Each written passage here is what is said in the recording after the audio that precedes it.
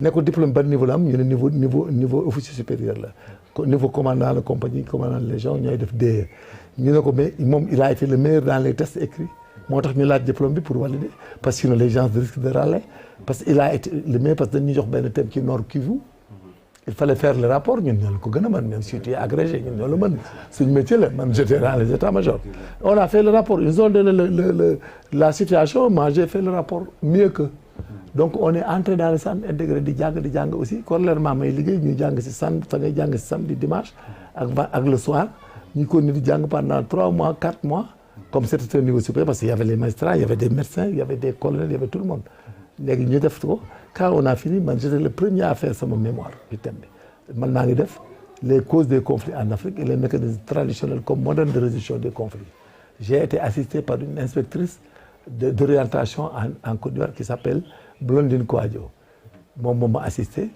man def mémoire bi am diplôme en diplomatie relations internationales communication et français de la diplomatie donc bi ma ñëwee on m'a redéployé au Mali mais bala may dem Mali fekk y a des institutions étatiques ici qui ont demandé des profils et man y a un officier supérieur en la personne de Aziz Ndaw à l'époque bi nga daan dégg mu ne leen kii li ngeen bëgg nii Major Kandji rek ko mën il est en Côte d'Ivoire il risque de retourner ailleurs ñu proposé ma rester j'ai finalement fait un cabinet de consultation qui agit sur beaucoup de choses sur le plan national comme international et j'ai fait beaucoup de choses je valide en assurance j'ai fait les conformités bon j'ai fait les luttes contre les fraudes voilà et tout ça dama koy def et parfois même il y a des démembrements des Nations Unies sur les droits humains pour vérifier certaines informations dans la sous-région haute je fais ça donc bref loolu la foofu laa jaar ci la profité bon defar sama background jàng parce que man jàng daf ma intéressé donc j'ai beaucoup appris après j'ai appris tout le temps sans arrêt mais je remercie la gendarmerie parce que si aujourd'hui tu as un niveau de maîtrise c'est à cause de la gendarmerie parce que par sec moo ne woon fu mu bëgg a jàng yóbbu leen ko parce qu'il est capable d'apprendre et il aime apprendre c'est lui qui avait donné des instructions pour qu'on m'amène dans formation bu am naa ko defi ndaxte c'est sûr que danaa ci génn parce que j'avais l'habitude de faire des exposés devant lui il a dit que il s'explique bien il maîtrise quand il apprend très bien il est pointilleux donc c'est lui qu'il faut amener et le former s'il ne s'agit que de Djibril Ba man maay commandé section recherche Sénégal mais parti comme on l'avait acculé il a respecté le principe voilà ils étaient même partis avec les hauts commissaires de la sous-région ils lui ont dit que c'est dañoo ñëw ma def exposé expliquer tout ba mu jeex mu ne mais malheureusement on peut pas de la ñoo ko non mais vous la vous blaguez mais ce monsieur-là vous le nommez tout de suite capitaine qu'est-ce qui va dire le contraire et après vous le nommez commandant on s'en fiche si c'était chez nous c'est comme ça qu'on fait parce que vous avez quelque chose de rare quelqu'un qui maîtrise intégralement ce qu'il dit ce qu'il fait et ce que vous voulez mais comme nous sommes dans un système c'est sénégalais c'est pas francophone quoi ni autre chose donc il a respecté le principe il m'a parlé et moi j'ai laissé la SR je suis parti à l'état-major pour après aller dans le système des Nations Unies mais aujourd'hui je regrette rien en la matière parce que man li ma jàngoon pendant 40 ans amul virgule bu ma fàtte voilà parce que dama formaté sama sur ce plan amul lu may fàtte ci lu ma jàng donc c'est tout et je remercie la gendarmerie vraiment dëgg yàlla bëgg nañ lool parce que aussi parcours bi bon voilà macha allah donc aujourd'hui exemple tamit ci ndaw yi nga xam ne ñuy seetaan bon jàng rek a am solo aussi mais dévoué aussi pour ce réew dafa am solo bu baax a baax ñu gis ni Major pour ñu dugg directement ci solo su waxtaan bi ci mbirum sécurité gis nañ actuellement thème bi nga xam ne moom moo nekk Sénégal Ousmane Sonko ñu nekk état d'arrestation di ko procureur toppee bokk na ci mbirum appel à l'insurrection bokk na ci mbirum association de malfaiteurs ak entreprise yoo xamante ni terroriste la ngir màbbal nguur goo xamante ni démocratiquement élu topp nañ ko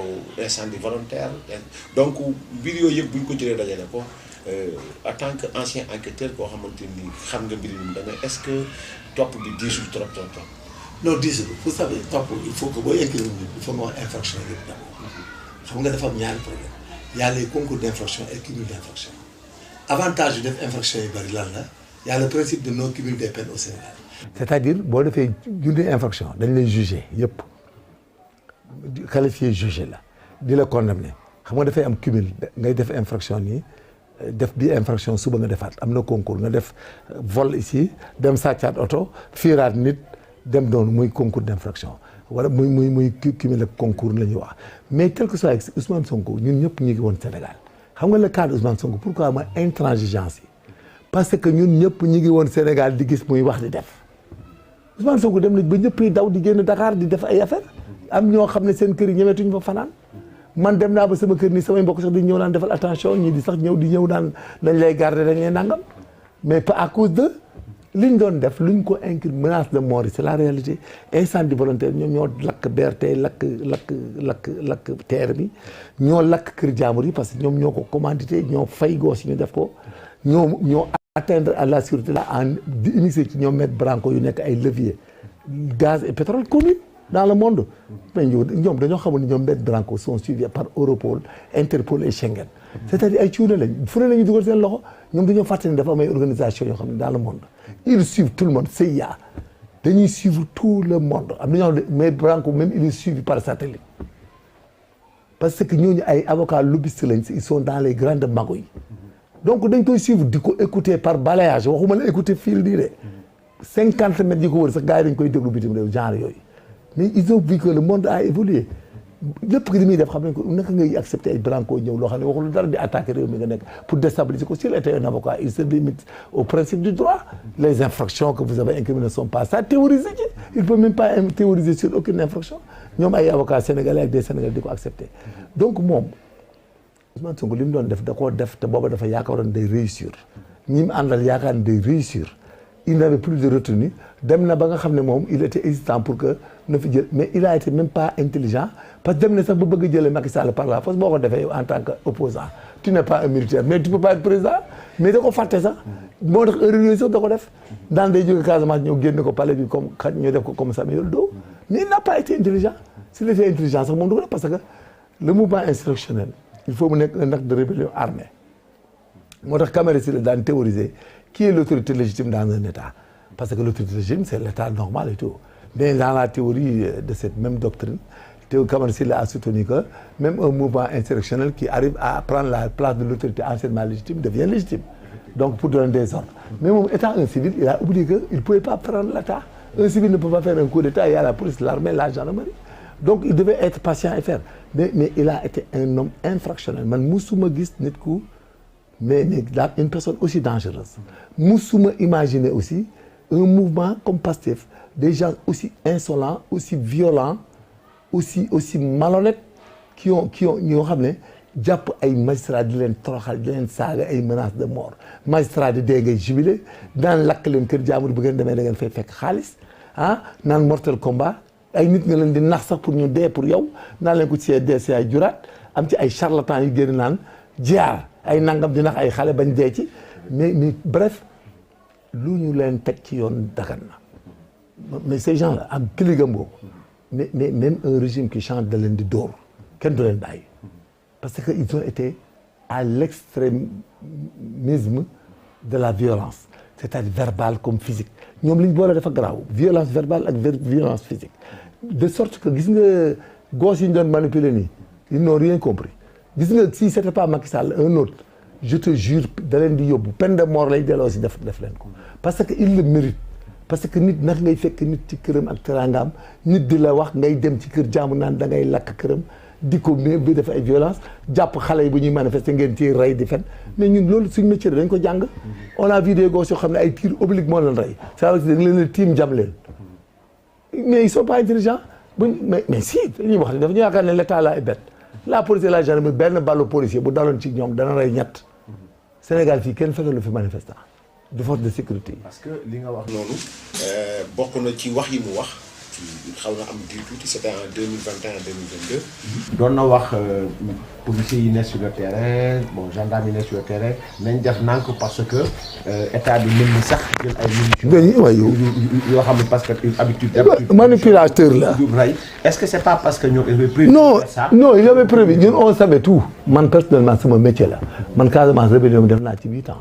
je les ai suivis gérer seeni dossier def naa guerre bi en tant que légionnaire yor leen 8 ans ñoom renseignement Casamance MFDC c'est leur capacité de nuisance dama ko xam man je savais déjà que bu ñuy manifester ñu rey xale yi je savais c'est une taxonomie connue dans les systèmes de rébellion de manifestation xam nañ taxe bi on savait que bu ñuy manifester ñu rey ci xale yi du jaas et ils choisissent même gosses yi ñuy rey dañuy xam ki ñuy rey tout ce qu'ils te disent c'est eux les auteurs et il faut les sanctionner avec la dernière rigueur pour que ëllëg dil yu mel noonu intelligence nuisible yooyu dootul amati Sénégal xam nga ñoom ils pensent qu'ils avaient réussi ils ont utilisé l'art de faire la guerre dafa am ay livres yu ñëpp jàng moom la ñu utiliser kese c'est une horde d'école qui n'ont aucune compétence aucune moralité c'est un gang donc ñoom on a bien fait de le dissoudre parce que s'ils avaient réussi ça allait être une catastrophe dans ce pays ça allait être une pratique tout le monde du Sénégal allait être en feu et en sang après day nekk réew mu ingouvernable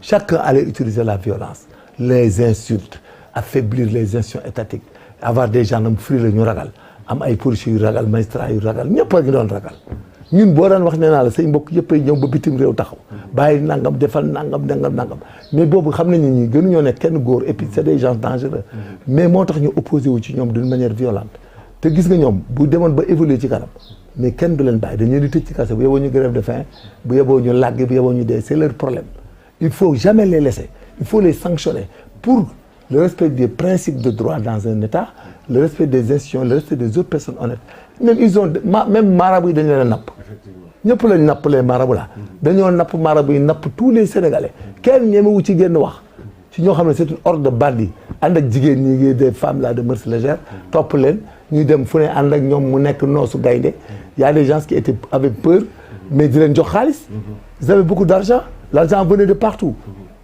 ah yëpp on sait tout xam nañ xaalis yëpp fu mu jógee même la Gambie là que tu vois a été menacée on sait tout mais bref il a été pris pour des infractions l'État n'a qu'à aller jusqu'au bout il n'a qu'à les laisser tous en prison bu ñu gréver de faim c'est le problème il faut le constater s'il refuse de manger vous le constatez léegi bu ci amee pathologie le médecin écrit que le monsieur souffre d'une pathologie X due à son refus de s'alimenter c'est de l'autolyse il s'est suicidé c'est son problème assistance d'une personne en danger amu ci parce qu'on vient lui donner à manger lui prodiguer des soins s'il refuse on notifie ça on le constate par huissier et puis tant pis le reste on verra. sax Birahim Seck la je sais pas si c'est de Gassama ou Birahim Seck nee na kaso yi dafa fees état bi instant yi dañu war a bàyyi xale yi bu génn parce que c'est des détenus c'est des détenus politiques buñ ko maytul dina am mutinerie wala mu am voilà donc tentative voilà donc de jéem a comment dire se rebeller contre l'autorité pénitentiaire wax bu mel noonu est-ce que c'est pas voilà une manière de demander aux gosses comme yow.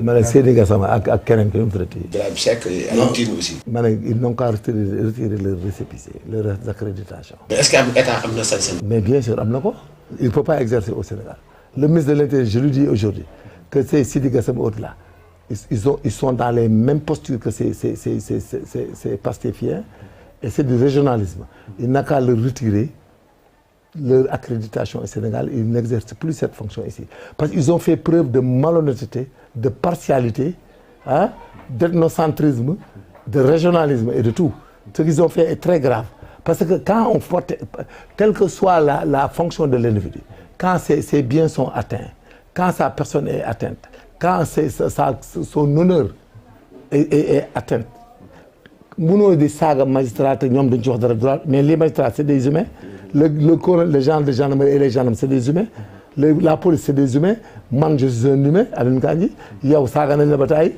voilà donc nous sommes des humains et puis ils venaient brûler les biens et menacer de brûler nos biens Seydi Gassama est-ce que wax na ci ak keneen ki ils n'ont pas parlé ils ont été malhonnêtes le ministre de l'Intérieur n'a qu'à enlever leur accréditation et ils n'exercent plus au Sénégal ces fonctions nous sommes dans un état de droit l'autorité c'est l'État ces gens ils ne sont pas conformes à l'éthique et à la déontologie de leur métier on n'a qu'à leur retirer le document pour que ça soit une leçon parce que mënoon nangu ay réew aussi des gens yoo xam ne dañ naan ay droits de l'homme la te chaque fois c'est eux qui activent le feu envers de quelle loi. Ils ont théorisé mais la guerre civile. Mais bien sûr ils voulaient la guerre civile parce qu'ils ne vivent que des grandes mafias même est-ce que eux ils n'ont pas été infiltrés par les lobbies de pétrole et de gaz parce que tous ces gens-là ce qu'ils disaient là ils voulaient que le Sénégal brûle ils n'ont pas le verbe ni le cognitif de dire quoi que ce soit de rentable pour ce pays ce n'est que des imposteurs des troubles faits qui ne cherchent qu'à vivre des situations donc ñoom li ñu def ci affaire Pastef bi ñuy lakk kër jàmbur yi ñoom comment ils peuvent défendre des opposants qui font la politique et ne pas défendre des gens au pouvoir qui font la politique mais ils devaient avoir de l'équité que nul n'a le droit de violenter ni de détruire les biens de quelqu'un ñoom loolu la ñu waroon wax On est d'accord qu'on ne peut pas vous frapper et vous arrêter hors les cas prévus par la loi. Mais aussi, vous n'avez pas le droit d'injurier, d'attaquer quelqu'un pour ses sentiments politiques et ses opinions politiques, et de détruire les biens de quelqu'un, ni de détruire les biens de l'État. Et de sur quoi on détruit même les biens de l'État. Hein?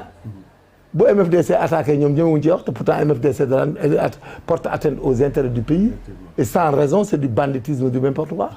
Hein? Les attaques et les gens qui meurent, que du noir. Voilà, donc ça veut dire que quoi? Ils voulaient jouer de nous, mais heureusement que nous avons des autorités et un ministre de l'Intérieur courageux, calme, discipliné, qui les a tapés à mort et on le félicite, on le soutient. Merci. Mais à côté de Seydi Gassama, Birahim Seck et Aliou Tine, il y a aussi 142 intellectuels, enseignants, juristes, et parmi lesquels Serigne Diop Sadakhta, ancien ministre de la Justice, qui défend un homme pour des choses aussi graves. En tant que quelqu'un qui a une enquête, une justice, est-ce que position est une position? Non, position c'est des imposteurs. Parce que des intellectuels, c'est le cas de Seydi Gassama. Quand on brûle les biens publics, les terres qui bercent, est-ce que nous avons dit? Quand on a insulté le président de la République, de mère et de père, insulté sa famille, insulté les magistrats, insulté les officiers généraux de gendarmerie, pourquoi ils n'ont pas parlé? Quand les gosses étaient dans les quartiers en train de brûler les biens des privés, d'entraver la liberté du travail et d'aller et de venir, d'insulter des marabouts, pourquoi on dit? Parce que Macky Sall a dit qu'il ne se présente pas, il cherche des plus-values, mais je vous dis que c'est des poltrons, des frileux, ils sont malhonnêtes. Serigne Diop surtout, en tant que ministre des Forces de la Justice, comment il peut voir, lui, il constate de vive voix et de visu Ousmane Sonko def ay infraction ñi mu àndal ñuy lakk ay kër di lakk BRT di lakk terre di wax lu leen neex waxu ci dara ñu jàpp ko mu nekk une affaire pénale et on ne transige pas au pénal en tant qu'ancien ministre de la Justice mu naan ñu bako ñu def benn coalition de malfaiteurs là il pense qu'il allait prendre un état en bourrique. Malheureusement pour eux, il y a une réplique salée de Fofana là, du ministre Jeune Fofana, et que nous appuyons et nous continuons à le répliquer. Nous leur demandons de la fermer et d'aller faire autre chose. Si ce qu'ils disent là était vrai, ils auraient dû intervenir avant aujourd'hui. Nous attendre que ce gars-là soit un fauteur, mettre notre pays en feu et en cendre, porter atteinte aux institutions étatiques et provoquer la destruction et la dégradation des biens publics et de porter atteinte à la cohésion nationale d'ailleurs. Parce qu'à cause de ce Pastef-là, il y a des siècles qui sont dégg naa foofa na xaw ma ki nekk États-Unis mu ne ñun est-ce que tey nañ li ñuy wax parce que man damay xuloo ak sama jabar ay nangam est-ce que ñun li ñuy def tey nañ ko il a raison tey ñu ko ah donc Serigne Diop ñoom naka la ñuy génne ñaan 160 personnes Sénégal tout le monde est intellectuel. Tu sais le terme intellectuel ça vient d'où? C'est quand tu apprends une discipline littéraire. On dit que outre que ta langue maternelle ou paternelle, on dit que tu es un intellectuel parce que tu as une langue homologuée et une langue internationale. L'intellectuel, ce n'est que de la littérature. C'est quelqu'un qui apprend la littérature anglaise ou française ou arabe. Tout le monde est intellectuel. Ce n'est pas un métier, c'est rien du tout. Parler français, le français ne devait même pas être enseigné à l'école. Pour un Français qui est en France, on lui enseigne le français en vertu de quoi? Il est né, il n'acquiert en savant conjuguer, il sait le futur, le présent, l'indicatif, le subjonctif et le conditionnel. Hein? Le plus que parfait et tout. Le passé simple, composé comme autre. Donc, ceux qui disent intellectuels au Sénégal, parce qu'ils veulent profiter chaque fois des situations pour se faire voir. Ils n'ont rien à nous expliquer, à nous dire.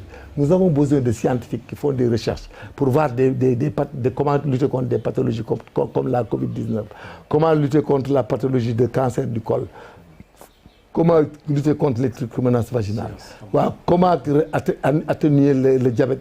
On a besoin de scientifiques. Mais l'intellectuel, c'est un terme fallacieux, c'est un terme qui n'a aucune valeur intrinsèque. C'est rien du tout. C'est les scientifiques qui marchent, mais pas d'intellectuels, dans la littérature française, dans tout ce qu'ils disent. Mais Serigne Diop, lui, il a fait une faute grave en tant que ministre de la Justice, qui se permet de parler de quelqu'un qui a été arrêté dans les principes de droit. Et infraction publique, en tant que ministre de la Justice, il plaide contre lui. Donc c'est une faute même en ce qui le concerne.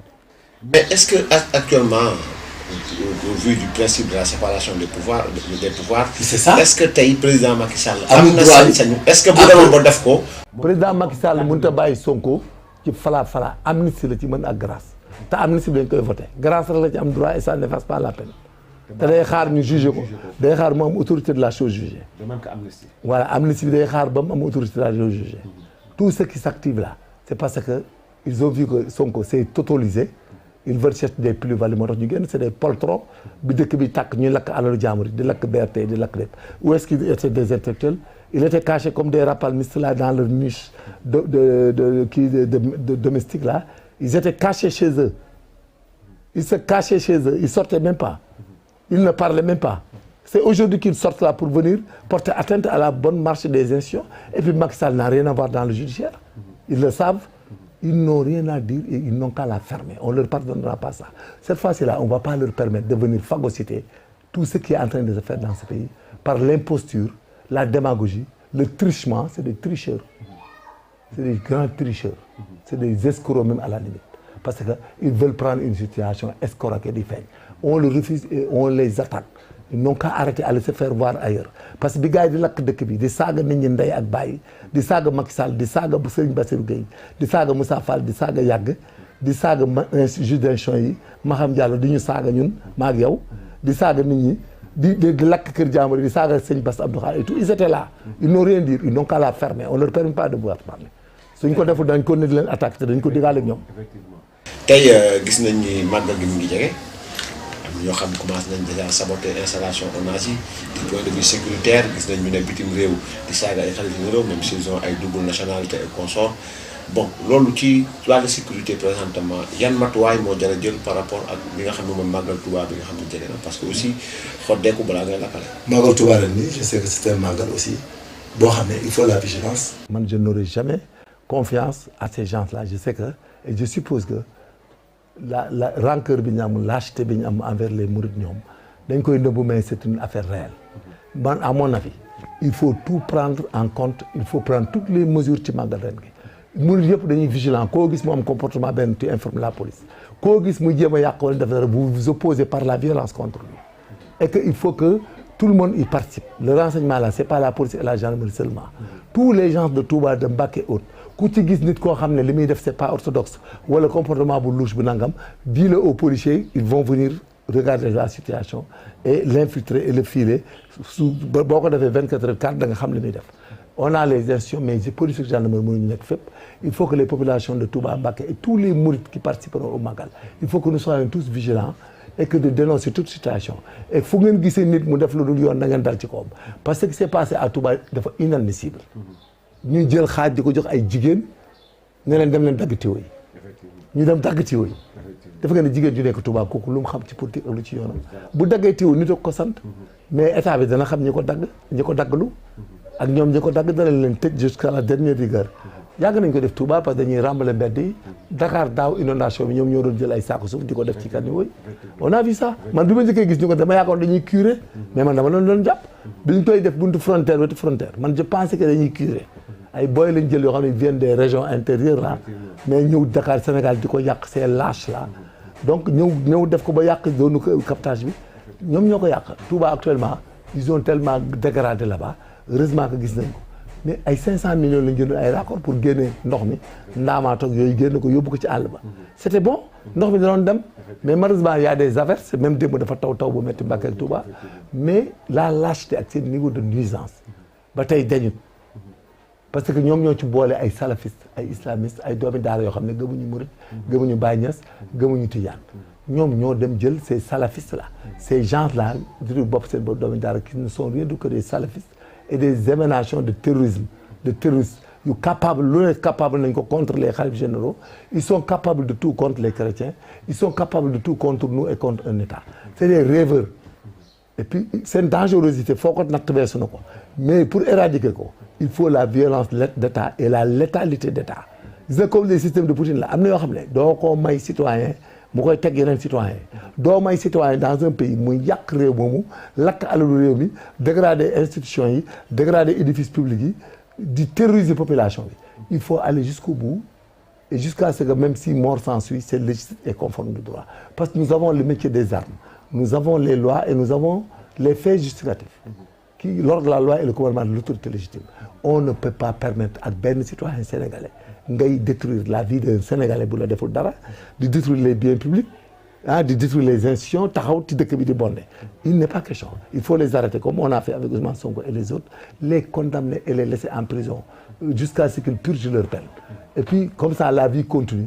ëllëg bu ñuy defaat politique ça sera de la moralité. Tu fais un discours, tu te bats amoo koy saaga doo lakk alalu jàmbur doo lakk propose quelque chose. Mais quel est le problème? Pour faire de la politique ils promettent aux criminels que da ngeen di tekki. Mais c'est pour cela que ñu topp leen. Les fumeurs de chambre indienne, les repris de justice, des gens qui ont chômé des rebuffés de la société avec une horde de rancœur. Ils n'ont pas de morale à faire. C'est ce qui a été dans les impôts et domaines autres. On sait comment ils vivaient. Ils n'ont fait que détourner, faire des magouilles. Ils prennent cet argent, de promettre nit ñi ay postes, di intimider nit ñi am xaalis, di leen ragal loo ñu leen di jox alal. Ils faisaient de l'extorsion de fonds aussi. dañ ko ci boole ci incrimination yi. Ils ont fait de l'extorsion de fonds. Ils ont fait du chantage et de l'extorsion de fonds. Par des menaces, des voies de fait. Ah boo deful ni ba ñu ñëw di jël xaalis di sol fu ne. da nga ciy gis ku ñëw bu ñëw il porte des haillons. bala muy mettre un mois nga gis ko muy sol nangam. Mais nee naa la il faisait du chantage, de l'extorsion de fonds. Il faisait tout. Voilà di promettre. mujj gi jaxasi dëkk bi da ngay jël ay délinquants ay criminels doo jànguñu dara ba pare nga gëmloo leen ne da ngeen di tekki mais dañ lay topp bien sûr c'est ce qu'ils avaient fait ce qu'ils ont fait moo tax il faut lutter contre ce comportement de ces partis là heureusement qu'on l'a dissous il faut jamais au Sénégal laisser des gens faire la politique de la sorte c'est très dangereux. tey jii dissoudre nañ parti am mës na am aussi Sénégal dissoudre nañ fi ay parti ay 60 ay yu demee noonu. Yan chance la Ousmane Sonko am wala Pastef pour revenir ci espace politique bi. Non mais monsieur Ousmane Sonko a fait des infractions flagrantes connues et qui ne souffre d'aucun manquement. L'État moo xam nu muy def ak moom. Mais s'il n'en était de moi il aura une peine criminelle avec la dégradation civique au terme de l'article 34. du voter du bokk ci dara. Le parti dissous ni ma ko dissous day nekk définitivement ils vont plus créer un parti de la même taxonomie et du même projet. Et s'ils se coalisent par un truchement, créer un autre parti, si on sent que c'est eux, l'État refuse. Même les députés et les maires, l'État n'a qu'à les enlever, les conseils. Parce que c'est de blanchiment humain là. C'est comme un blanchiment humain. On ne peut pas avoir un leader de parti qui fait des crimes et des délits, qui s'affilie avec des terroristes, des salafistes et autres qui portent atteinte à la sécurité de l'État. Ñi àndal muy nekk ay assimilés et des affiliés, parce qu'en matière de crime, c'est des affiliés et des qui. Donc c'est comme le blanchiment d'argent. Tu ne peux pas prendre de l'argent volé, tu ouvres une banque et on dit une banque elle est licite, elle respecte les principes, on ne la ferme pas, on saisit tout. Donc ces gens, il faut tout le monde enlever tout le monde, c'est tout. Il faut les enlever tous au terme et au vu et à la lecture des incriminations. Ousmane Sonko. Ces choses-là, c'est ce qui ont provoqué l'action. Donc tout ce qui émane de ça ne peut plus être membre député au Sénégal, maire au Sénégal, ni conseil. On doit tous les enlever parce que c'est des postes qui sont la résultante, le corollaire, le résultat et qui sont la définition de le parti de Pastef. Amul Yewwi Askan non Yewwi Askan n'a qu'à les remplacer. Mais leur présence dans les institutions comme l'Assemblée nationale, dans les mairies comme conseil autres est non licite, et illicite et non conforme de droit, dans la forme comme dans le fond. Blanchiment là. C'est comme le blanchiment d'argent. Si tu blanchis, tu ouvres un hôpital, même des hôpital. C'est la même chose. Ils sont blanchis humainement parce que de l'infiltration des terroristes, des salafistes, des gens qui atteignent la sécurité de l'État et des rebelles. Donc l'État n'a qu'à tous les amener ailleurs et non qu'à aller faire la politique ou s'affilier à d'autres partis. On va voir. Mais il faut les enlever. Maintenant, parti bu am solo la balaa ñu dem ci l'aspect sécuritaire au niveau de la sous-région. Tey les élections c'est pour février 2024. Sonko doit être jugé. Sonko doit être jugé avant 2024. Mais après 2024. Est-ce que du point de vue sécuritaire. waaw mais élection moom. La sécurité du pays en même temps. élection mënta am au Sénégal pourquoi mënta am parce que le premier parti de l'opposition qui est techniquement non dans la morale. Dans la morale même. Avant notre sécurité, dans la morale et dans l'esprit et la lettre sur l'application des textes et des lois, il faut qu'il y ait autorité de la chose jugée de Ousmane Sonko parce que Ousmane Sonko, son autorité de la chose jugée, c'est ce qui justifie et qui permet le rep. Le rep là ne peut pas aller dans la... Il est recevable dans le fond, mais dans la forme, mais dans le fond, il est tenu à l'État par le jugement de Ousmane Sonko. Il faut que Ousmane Sonko soit jugé. pour ñoom ñu wax REP s'il est condamné le REP ne peut tu le reçois dans la forme et tu le rejettes dans le fond parce que mooy le recours en excès de pouvoir maa la wax loolu la situation de Ousmane Sonko sur le plan pénal tient à l'État le REP le recours en excès de pouvoir et le recours en excès de pouvoir de Ousmane Sonko tient à l'État l'organisation des élections. Il ne peut pas y avoir d'organisation des élections tant que le REP de Ousmane Sonko n'est pas vidé. Le REP de Ousmane Sonko, le REP de Pastef n'est pas vidé. Et ce REP de Pastef, le recours en excès de pouvoir de Pastef, est tenu à l'État par la situation juridique des poursuites contre Ousmane Sonko. Il faut que Ousmane Sonko soit jugé avec épuisement des voies de recours.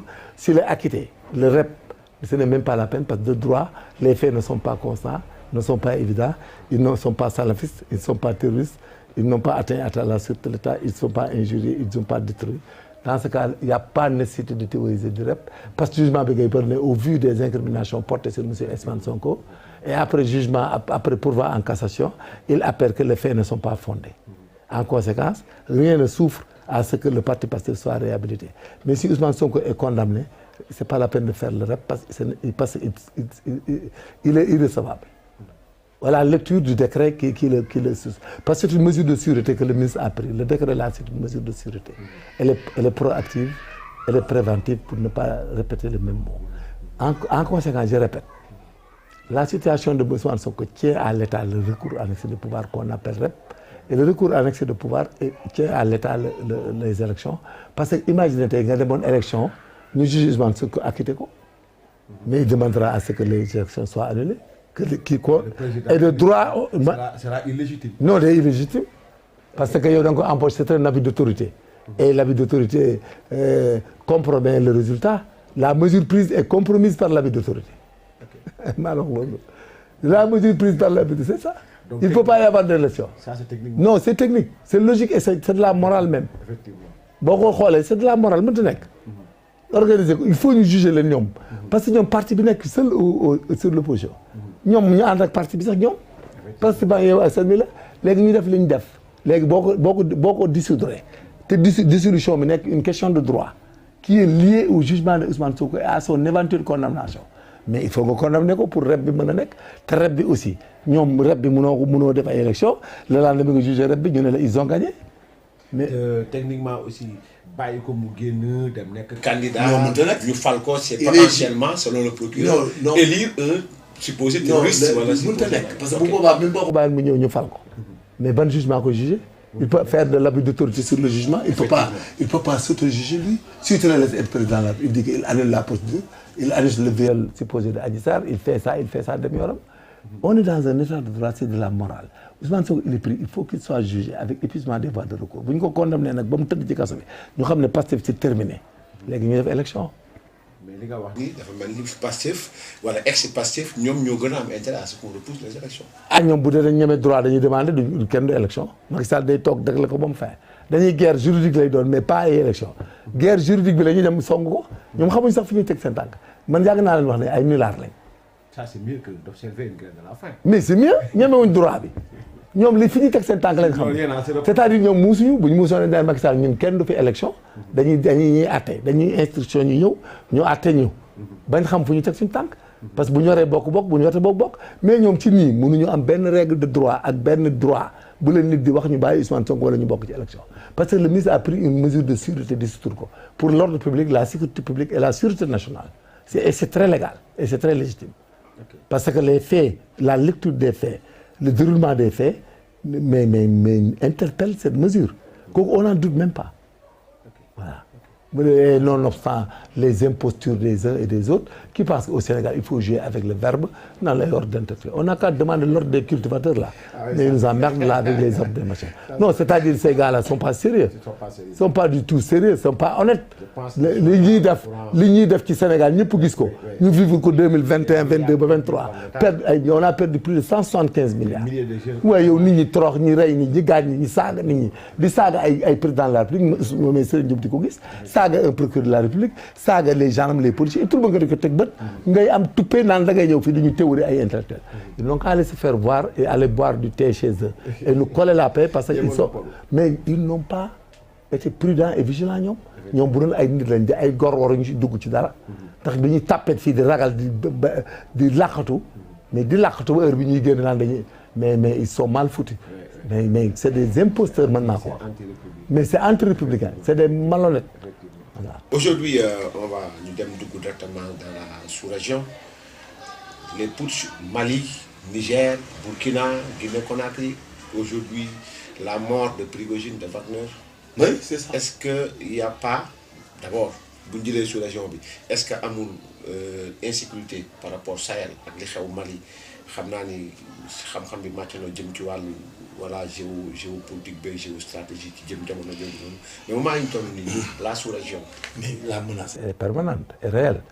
La menace, il y a début d'exécution. Le début d'exécution de la menace de sécurité en Afrique, dans le Sahel, est défini par les coups d'État d'ailleurs. Parce qu'on ne peut pas dans des pays où on fait des élections légalement, il n'y a pas de prémisse. Vous vous réveillez un matin, vous faites un coup d'État, vous dites en bas la France, vous laissez les autres pays africains, vous allez avec les Russes et vous avez un budget par valise qui vient dans des avions. Mais c'est de l'insécurité sur le plan économique, sur le plan humain, sur le plan institutionnel et tout. Ce qui s'est passé dans la sous-région, c'est inadmissible. C'est le Mali qui a été un fourre-tout, là où les gens ont échoué totalement. Parce que Mali, il y a un problème. IBK a fait les Nations Unies pour l'Union. D'abord, les Français étaient là-bas avec éperviers et tout. Déjà, ils devaient continuer avec les Français, ils appuyaient la guerre avec le Nord, les Moujao et Menela. Mais nous avons beaucoup de Nations Unies. Les Nations Unies aussi, comme business là. La France finançait et avait des militaires. Il fallait intégrer les militaires français dans les Nations Unies, dans le MINUSMA. Parce qu'ils avaient fait une résolution au chapitre 7 qui leur permet d'avoir une armée, un état-major et des armes et des missions. Ils ne l'ont pas fait. Il y a les accords d'Alger et le colloque de Ahmad Dansokho à Dakar là, que rien n'a été réglé. Ils n'ont pas fait de DDR au Mali. Ils ont commencé. Désarmer Ounien, démobiliser les ONU, de faire une réintégration pour organiser les institutions. Il fallait désarmer tous les Mijao et Menela. On a refusé de les désarmer, Français et Anditi. On a refusé de tout faire, d'appliquer les principes qui constituent les résolutions au chapitre 7. Nous appliquons que Mijao ils ont été dans une résolution hybride qui ne respecte pas la forme et la forme. La forme, c'est l'exécution du chapitre. Ce qui s'est passé, c'est quoi? Ismaël Cissé ayant utilisé l'escroc de Diko avait déstabilisé le Mali. Donc vous avez vu que vers la fin, malheureusement pour eux, Dieu est juste. Ismaël Cissé est mort, il ne sait même pas ce qu'il a tué. C'est le début de la Covid là. Il a été décédé. Même son arrestation, ça a été formaté par eux, en complicité avec leurs amis terroristes et autres là, les islamistes du moins, pour qu'on ait la présomption que c'est l'État qui l'a fait ou les Français. Mais malheureusement, Dieu est juste, il est sorti, il a gobé une maladie, il est mort. Après, les militaires sont venus et c'était des militaires qui n'étaient que dans des promenades d'enfants, d'anciens fils d'officiers, qui sont nostalgiques de la bravoure et de la témérité, qui est la bravoure d'un fou d'ailleurs. Il ne peut rien et ne sachant pas que faire, n'étant pas conforme aux principes, il a été infiltré et corrompu, c'est des corrompus, parce que c'est des valises d'argent qu'on leur a donné. Ils ont fait un coup d'État, ils payent avec des valises d'argent. Un État normal ne peut pas avoir un budget qui arrive dans des valises, dans des avions. Il faut un plan de développement, un partenariat. Ils ont été prématurés dans la rupture de leurs accords et de leurs relations avec la France. Ils se sont affiliés au diable. Et le diable, ce sont les Russes et les Chines et autres. Et que nous, ils sont dans une guerre froide et une dualité entre l'Europe, l'Amérique et l'Asie. En Europe déjà, il y a les Russes et Poutine qui ne s'entend pas avec eux et qui fait la guerre froide interne et continentale. La Chine aussi a besoin d'anéantir des États comme la France, parce que c'est son intérêt, parce que c'est des problèmes géostratégiques et sur le plan économique. Et les Américains qui font les grandes amours là avec la France sont dans le coup et que naturellement ils sont contre ces deux. Maintenant, par ramification, c'est normal, ils sont partis au Burkina Faso, c'est des jeunes corrompus. Mais imaginez des capitaines qui se lèvent les matins, ils mettent des généraux dans des boîtes, les colonels et autres, et chaque fois ils prennent leurs promotionnaires, leurs gangs et leurs nangam, c'est des gangs, c'est des associations de malfaiteurs. Il fallait les anéantir, parce qu'ils ne peuvent pas faire la sécurité même chez eux. Hier, le Niger a fait un coup d'État, c'est de la corruption, c'est d'un levier intérieur.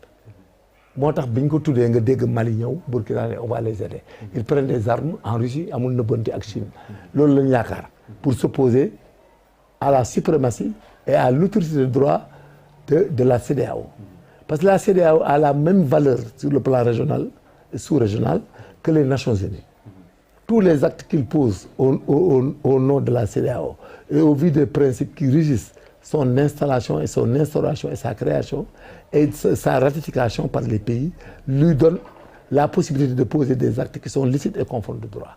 Am na droit de remettre un pays dans les règles de l'art parce que les États de Schengen, les Nations Unies peuvent le faire, la SADC peut le faire, mooy les États d'Afrique centrale. Donc li mu wax noonu c'est normal. Ça a été un coup d'État de trop. Et il faut les enlever, il faut enlever les gens au Niger, il faut enlever au Mali tout le monde. Que les militaires retournent dans les casernes et essaient de faire la sécurité et la sûreté nationale. Il ne faut pas qu'on prenne des jeunes gosses, des enfants qui viennent nostalgiques. Chacun fait un coup d'État. Un militaire, il fait un coup d'État à un autre militaire, comme au Burkina. Et que le Burkina Faso ne sera jamais calme, d'Oudem, parce que Blaise Compaoré, le général Diendéré et le général Bassou Berenbi, mais ils ne vont jamais leur pardonner. Et que ça sera activé tout le temps. Au Mali, le Mali aura une session entre le nord et le sud. Le nord finira par avoir la dichotomie de ces rebelles. Actuellement, les militaires sont en train de reprendre le nord au Mali. Wow, mais nous mais avec l'aide de ces gens, mais ça sera très difficile pour eux. L'insécurité va être latente et le Mali n'est plus structuré. C'est le temps de piller les fonds, de piller les ressources. Quand ils finiront de piller, ils vont déguerpir. Parce qu'avec la mort du chef de Wagner, qui n'est qu'une milice, c'est illicite et non contre droit. Parce que Wagner n'est que Mali à Nations Unies. Et que la CEDEAO a le droit de dire que Wagner va tenir en Afrique. C'est de l'ingérence. Il y a Poutine aussi qui dit que Wagner, que Prigojine est un bon patriote, mais il a fait des erreurs et surtout en Afrique. Mais il a fait des erreurs parce qu'il est venu, il s'est arrogé le droit de tout faire. Finalement, il prenait, il volait, il faisait ce qu'il faisait. Poutine l'avait envoyé pour qu'il fasse sa guerre froide sur le plan militaire. Mais finalement, il a senti une suprématie, il est devenu vaniteux. Comme ce que je disais à Ousmane Sonko, vaniteux. Et il a pensé qu'il était très puissant et fort. Il a dit que ma priorité maintenant, c'est l'Afrique. Lui, il s'est dressé plus que Poutine. Il ne l'a pas loupé. Parce que l'autorité ne va jamais accepter à ce que tu défies quoi. Ou que tu trahis quoi ça.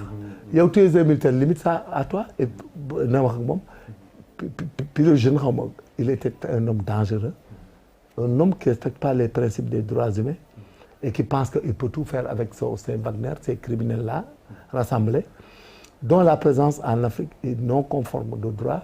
C'est un abus, c'est une occupation, c'est une évasion. Et que même les Maliens, tout acte posé par Wagner, toute blessure portée sur les populations, tout assassinat, tout homicide doit être traduit devant la CPI comme le TPI. Parce que même les militaires maliens, tout acte posé, tout acte fait contre les populations et même contre des séparatistes maliens, même les Maliens qui se rebellent, si Wagner en participe, c'est un assassinat, c'est de l'ingérence, c'est répréhensible par la CPI et le TPI. Maintenant, Prigojine est mort avec une bonne partie avec son bras d'or. jamono ju ñu nekk nii Mali doon na wax te li may génn CFA voilà donc le Mali le Burkina le Niger dëkk yooyu nga xamante ni yëpp Wagner xawoon na fa def installation ban sort la ñuy am. Non, Wagner du peut-être des militaires, il y aura quelqu'un qui va prendre le commandement. Parce que l'exécution sur le terrain n'a rien à voir avec le chef. Le chef d'état-major de l'armée, il y a des commandants de compagnie, des commandants de zone, des commandants de l'armée de terre, et ainsi de suite. Donc, ils vont faire fonctionner les choses. Le problème de Wagner, ce sont les ressources. De là où viennent les ressources, d'où viennent les ressources. Parce que des gens comme Prigojine, là, vous savez, c'est des gens dangereux. Ils peuvent mettre le compte à leur nom. Ils peuvent mettre le compte de Wagner à leur nom, au nom d'une société qui leur appartient. Et dans le cas de ces héritiers où un État peut tout prendre. Et que là-bas, Wagner n'aura plus les moyens. Et que si Wagner n'a pas les moyens, ils vont piller les biens en Afrique. Et ça sera une débandade. Et ils vont essayer même de s'installer dans un pays et de construire une armée, d'essayer de marcher avec eux, parce que c'est des mercenaires. C'est une armée de mercenaires. Donc il y a beaucoup de risques. Mais il faut qu'on évalue le futur, voir les ressources d'où ça venait, Mais le leadership ne pose pas de problème. Mais c'est la logistique qui va poser problème. Et surtout l'argent. Si Prigogine avait mis l'argent à son nom, ou au nom d'une société quelconque, mais Wagner, c'est terminé. Maintenant, si Poutine aussi, dans le cas et dans l'autre cas, n'a pas d'intérêt, si le Mali était occupé et que le gars avait servi de rupture avec les autres, mais Poutine va se reprendre et va faire du chantage. Les gens vont le suivre et l'écouter. Sinon, il ne va pas leur donner de l'argent pour qu'il marche. Mais bref, le cas de Prigogine, c'est un problème crypto-personnel avec Poutine. Ce n'est pas la peine de polémiquer là-dessus. C'est un problème personnel avec Poutine et Poutine a réglé son compte. C'est tout. Moi, j'aime mon ami Poutine parce qu'il est comme moi. Il est pragmatique. Voilà, dans un futur proche. Ouais, c'est ça. Il va nommer quelqu'un et ça va marcher. S'il met l'argent, les billes, ça continue à marcher. Le seul problème, c'est une occupation en Afrique qui n'est pas légale. Maintenant, soit on les laisse faire ou bien on fait disparaître la CEDEAO. Maintenant, le Sénégal dans tout ça, parce que le Sénégal, il y a une émergence. Est-ce que CEDEAO pour engager une guerre au Niger, est-ce que ça ne risque pas de se répercuter au Sénégal? La répercussion, toute guerre a des conséquences économiques, parce que nous dépensons de l'argent. Non, lui attirer des ennemis. Mais tant pis, mais pas d'ennemis, ils sont déjà nos ennemis, parce que vous êtes ennemis du droit. C'est ça le problème du Sénégal. On ne peut pas laisser ces militaires qu'on est au Niger, tant que la CEDEAO n'était pas d'accord. Et si la CEDEAO les laisse faire, c'est caduc. Nous avons ratifié les textes. Symboliquement, on doit participer à cette guerre. C'est la crédibilité de la CEDEAO de nos pays. On ne peut pas laisser des délinquants. C'est ce qui se passe dans le monde. Les criminels c'est comme l'exigence de passif. Il ne peut pas brûler le pays, de dire insolence, mais moi, logique. C'est-à-dire la logique est que le principe du droit, dans la forme comme dans le fond, doit être respecté. Sénégal n'a qu'à donner des militaires. Le Nigeria, là, ils ont les moyens de les attaquer. Ils n'ont qu'à les attaquer parce qu'ils ils n'ont qu'à les faire partir le Burkina et tout, et mettre dans la sous-région des règles. On prend des présidents et autres, et que prochainement, le président Poutine de la CEDEAO, jugez-le. Vous êtes en train de faire de l'ingérence, vous êtes en train de gaspiller les ressources de l'État, vous êtes. Il faut qu'on arrive à ça, qu'on ait des règles et des doctrines de fonctionnement et de gestion de nos États. Finalement, nous avons un genre de commissariat de surveillance, au commissaire de surveillance de la démocratie et de la gestion des nangam. Il faut qu'on arrive à ça pour que le président Mounique Séré def lu dul yoon gars yi ñëw mettre la en demeure nga bañ ñu indi une force d'attente les gens et les militaires vont se croiser les bras ñu sanctionner leen ne la démissionner on te remplace.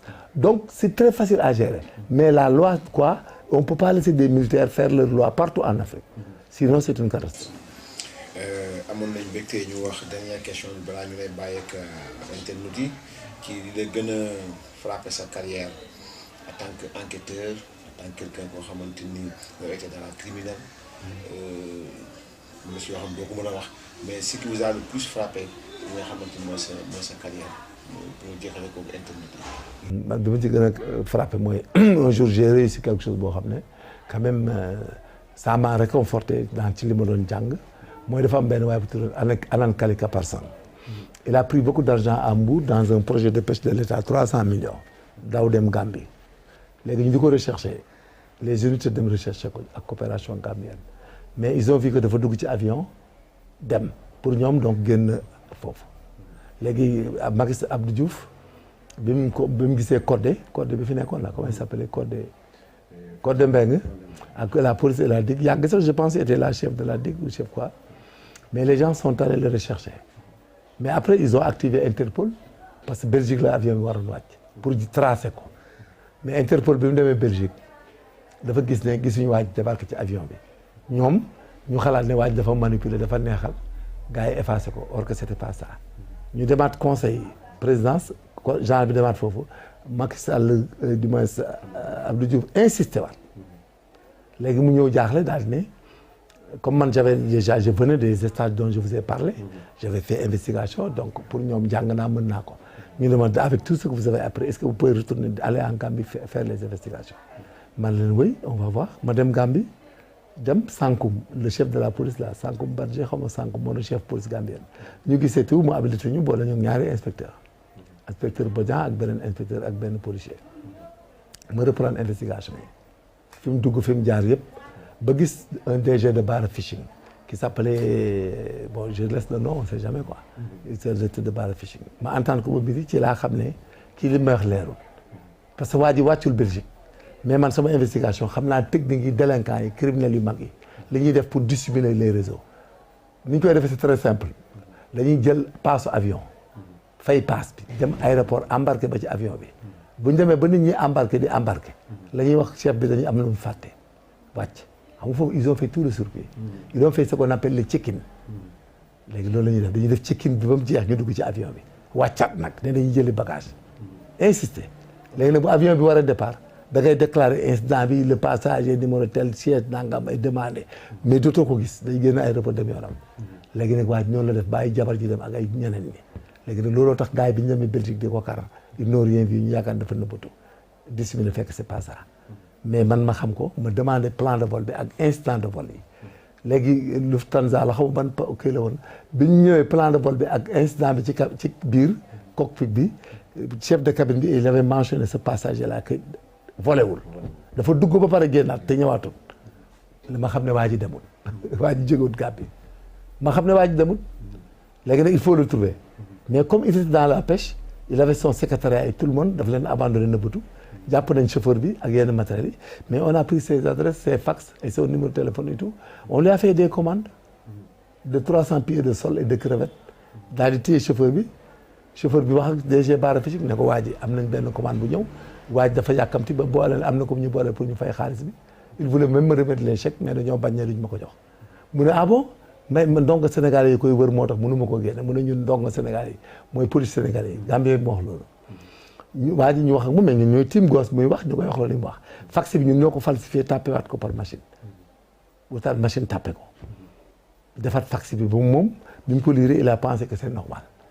léegi waa ji finalement mu ne ko daal waa ji daal nee na mi ngi ci kër Pape Ndiaye Galaar à Serekunda ci restaurant bi lay reere ngoon 21h nee na bu ñu ñëwee nga préparé kii mu fay embarqueel ko léegi waa ji ne ko kon ana gars yi wóor ne waa da nga def noonu bu heure bi jotee demal nga xaar ñu fa ak moom fekk ñun la mu dugal ko ci gaal gi ñu ngi dégg gaal gi di tàkk jóge Baara waa ji Baara la ko nëbboon muy daw ci ndox mi ba Banjul ñu dégg mu dugal ko ci L200 bi ñëw fekk ñun ñu ngi toog ci caniveau yi nekk comme ay clochard ànd ak policier gambien yi j'étais avec Gawsu Nia Abdou Aziz Faye le décédé MD chef j'étais avec Lay Thiam ak Amadou Ba donc man maa doon chef de patrouille bi il y avait le Jean Diop qui était ambassadeur du Sénégal là-bas et autres il y avait Pathé Seck qui était comme Jean il y avait tout le monde mais effectivement li ma foogoon bi 21h di jot rek waa ji gaara ne L200 bi indien bi naan lii xamul ban àdduna la nekk mais ñu dem Gawsu Nia dem nuyu waa ji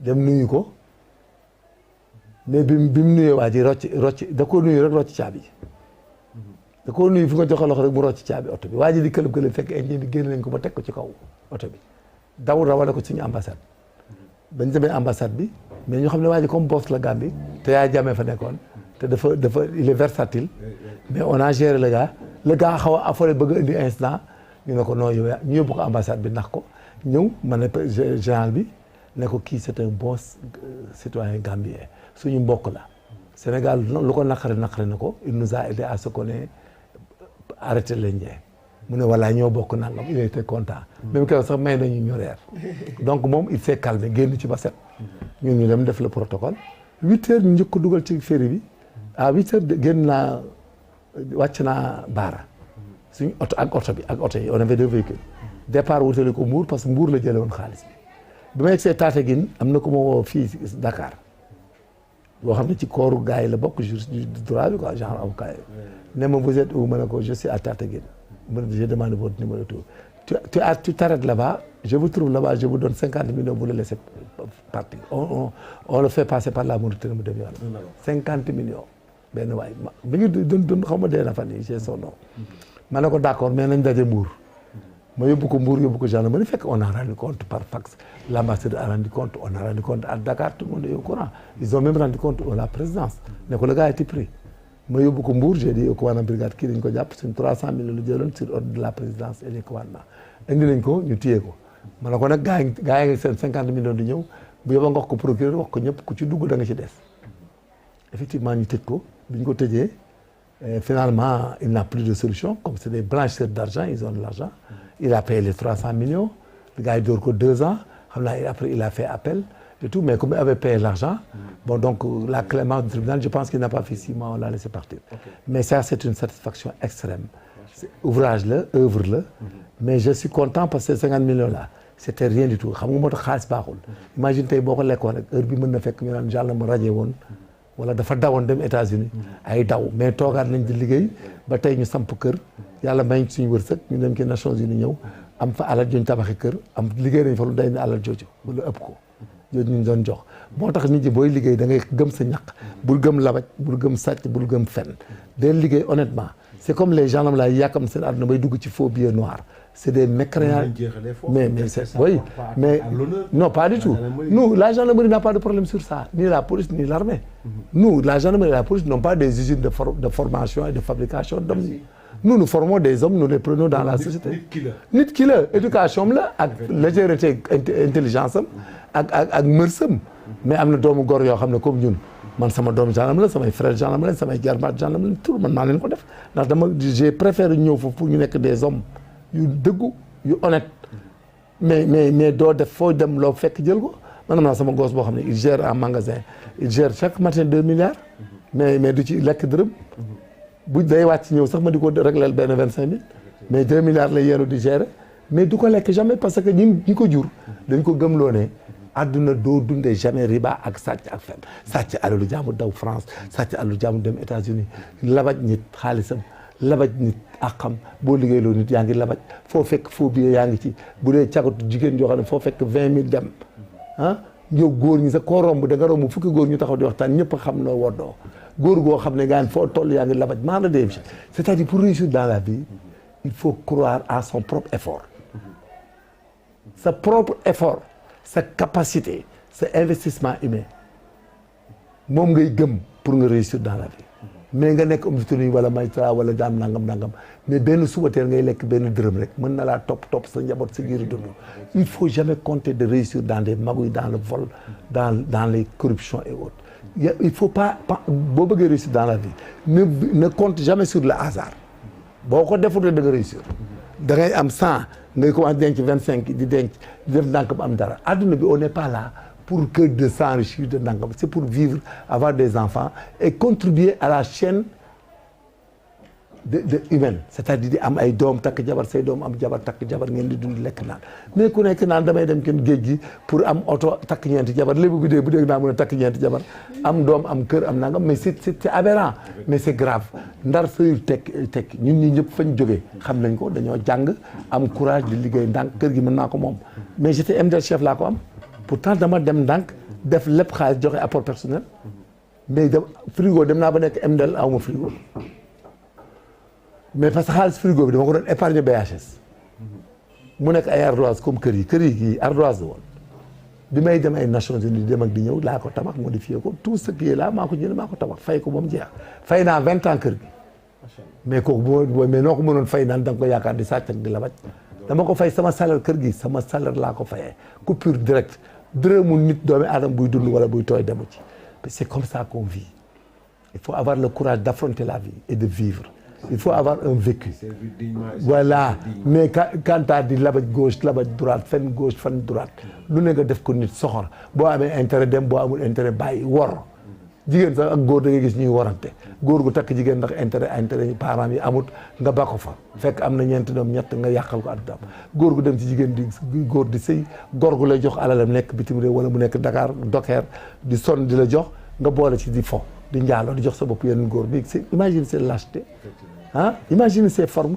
yow nit ku sonn borom kër gu yeewu bàyyi jabar ak doom ñëw xëyal la ba ngoon ba weeru dee nga jël sa mëniñ di yóbbu say doom Canada di def leneen ba pare doo ko fay mais kooku bu yàlla faatee sa doom wala teg la musiba xamal ne yaa ko teg sa bopp ak riba nit waxuma chrétien juif ak musulman ci am il faut jamais être comptable de ses manquements et puis il faut vivre dignement et avoir de l'effort travailler toujours travailler comme le disait Maître Wade. Merci beaucoup Major vraiment amoon nañ mbégte lool et on a beaucoup appris ci fonctionnement réew mi ak yu demee noonu quoi ñu bàyyi la nga tàggatoo ak internet yi. donc maa ngi leen di tàggu di wax ne l'existence humaine l'être humain précède la religion pour commencer pour te donner la théorie du respect des humains nit ñi boo ñu amutoon y a pas de religion y a pas de mouride y a pas de juif y a pas de rien moo tax l'être humain précède la religion et tout donc nit dafa am foo koy teg am moo tax ñun sénégalais ak man sama esprit man gëmuma ay juif gëmuma chrétien ak affaire musulman man je considère tout le monde au même point d'égalité mais comme dama nekk jullit mooy sama culture mooy sama tradition mooy sama religion dama ci yokk man sama prophète gëm ko bëgg ko am ci moom cofeel di jaamu yàlla gëm ay sëriñ muy suñ culture di suñ religion mais je respecte entièrement les autres et moi dans ma vie et dans ma façon de vivre je respecte et je considère et je protège les chrétiens comme les juifs je protège les mourides les tidianes et tout le monde c'est-à-dire il faut que monde bi pour mu réussir il faut tout démystifier que l'être humain précède la religion et les tarixa et autres boo ko defee nit ki nga nekkal kii tu n'as rien à voir avec lui bu la sàccee nga yóbbu ko pour ñu jàpp ko bu la rombee xiif mar bu la neex nga may ko lekk tu n'es pas comptable mais boo ko liggéeyloo fay ko xaalisam te bu ko sàcc bu ko lor bu ko def c'est tout simplement ce que je demande si on continue à le faire même si on fait la politique ce n'est pas la peine de lakk kër jaamur di saaga kër jaamur mais di saaga ay institution mais c'est du n'importe quoi mais ce n'est pas la peine c'est de l'inceste donc loolu la ñuy wax jeunes yi et puis les jeunes là on les dit que géej gi c'est pas une solution immigrer c'est de la faiblesse c'est un complexe voilà taxaw nekk di napp di dem di ñëw nga bàyyi réew mi benn maire bu jaay 300 béy doom ñi dee ci géej gi mu bëgg a porter plainte waa ci ma ne ko mais tu es complice mu ñëw ci man ma ne ko mais tu es complice kan ngay porter plainte yow 300 béy nga jaar yow 300 béy nga di ko sàmm boo ko ratee foo jaar am 50 litres de soow ma ne ko nga ba ko gulumbu la dëkk ñu ne ko demal ci major Kañ léegi booba adjudant chef la brigade chef ma ne ko tu es complice sa doom yaa ko rey cata ko rey nga jël coggalu béy bu mat 300 jaay ko sa doom dugg gaal nga naan day dem Espagne nga yaakaar ne bu demee ñëw mais imaginez fii réew mi fii ñun ñëpp sa papa day am tuuti nga dëkk ci ay zeng nga dem jàng di liggéey di ñafe tabax terrasse boo ñëwee say doom nga former leen yar leen say doom bu yeewoo tabax étage mais fan nga gisee borom kër gu naan xale bu góor naan day tabaxal papam kër tu peux tout faire pour tes parents sauf tabax kër ku samp kër borom kër gi mooy tabax kër ay doomam doon na ko ba pare wuti kër pour seeni doom mais buñ demee ba ci àdduna boo xam da ngay jël ay jeeg bu guddee ngay fanaanoo ba bët set doo wut kër doo wut dara say doom bu ñu yeewoo naan ñoo la war a dundal war la wutal kër mais c'est pour ça qu'il meurt dans les eaux c'est tout à fait normal un enfant n'a pas à chercher une maison à ses parents mën na fekk sa papa am kër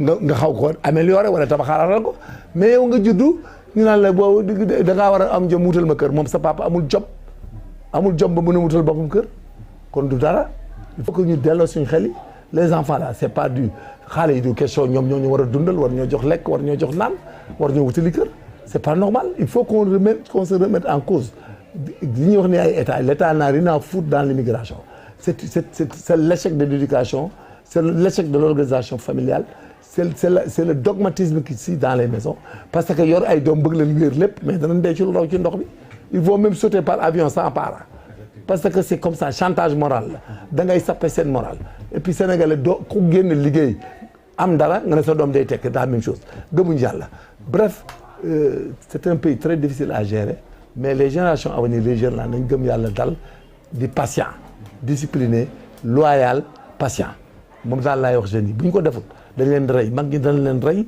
suul leen toog fi.